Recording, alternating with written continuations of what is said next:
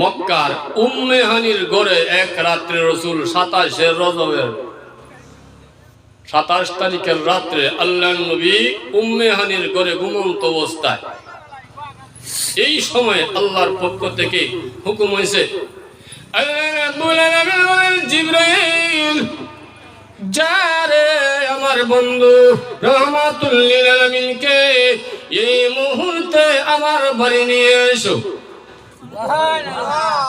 আল্লাহর নবী রহমাতুল লিল আলামিনকে মেরাজ করাইবেন। আল্লাহ বলেন, জিবরাইল আমার বন্ধুকে কেমনে সফর করাইবে? বন্ধুরে তোর ঠেলা গাড়ি দিয়ে আনলো হইতো না, সিএনজি দিয়ে আনলো হয় না, কার দিয়ে আনলো হয় না। উনি তো যেমন তেমন মন্ত্রী না, হুজুরে ঘন্টি খেয়ে না। রাসূল হলেন দুনু জাহানের বাদশাহ। সাধারণ একটা নেতা নেত্রীরে আনলে আপনি লড়ুন যখন সাধারণ একটা নেতা নেত্রীরে আনলে সফর তার ভিআইপিও বাজারু গাড়ি আনো হুজুরে ঘন্টি কিনে। আর যিনি দুনু জাহানের বাদশাহ আল্লাহর হাবিব যিনি, তিনি সফর করবেন, তার সফরের বাহনটা কিরকম হইতে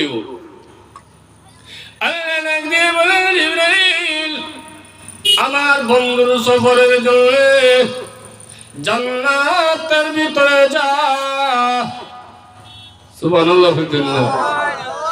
জিবরাইল জিবরাইল যা জান্নাতের ভিতরে আমি আল্লাহ একটা দামি বুরাক রাখছি, এই বুরাকটা নিয়ে আমার বন্ধুর বাড়ি যা, বাইতুল ওই মক্কা নগরীতে যাও, আমার বন্ধুকে বুরাকের উপরে উঠাইয়া আমার বাড়িতে নিয়ে এসো। জিবরাইল আলাইহিস সালাতু ওয়াস সালাম আমি জান্নাতের ভিতরে গেলাম, যায়া দেখি এত সুন্দর বুরাক আমি জিবরাইলের হায়াতের ভিতরে দেখি নাই। এমন সুন্দর বুরাক নিয়ে আল্লাহ বলেন আমার বন্ধুকে নিয়ে আসবা।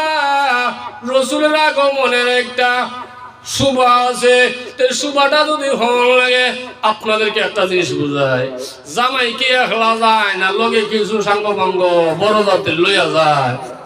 একটু যদি হন না, বড় যাত্রী না নিলে জামাই সুবা হয় না। আল্লাহ বলেন জামাই যায় শ্বশুর বাড়িতে বড় যাত্রী লাগে, নাইলে সুবা মিলে না।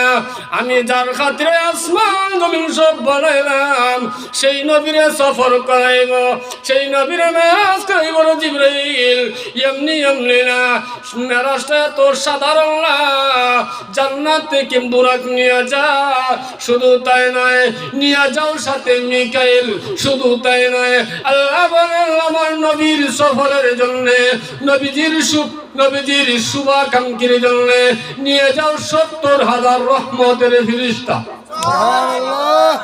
জিবরাইল আলাইহিস সালাতু ওয়াস সালাম মিকাইল শাহ 70,000 ফেরেশতা নিয়ে মক্কা নগরীতে পৌঁছে গিয়েছে।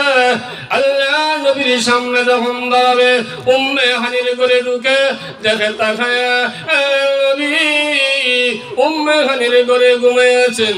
আল্লাহ নবীকে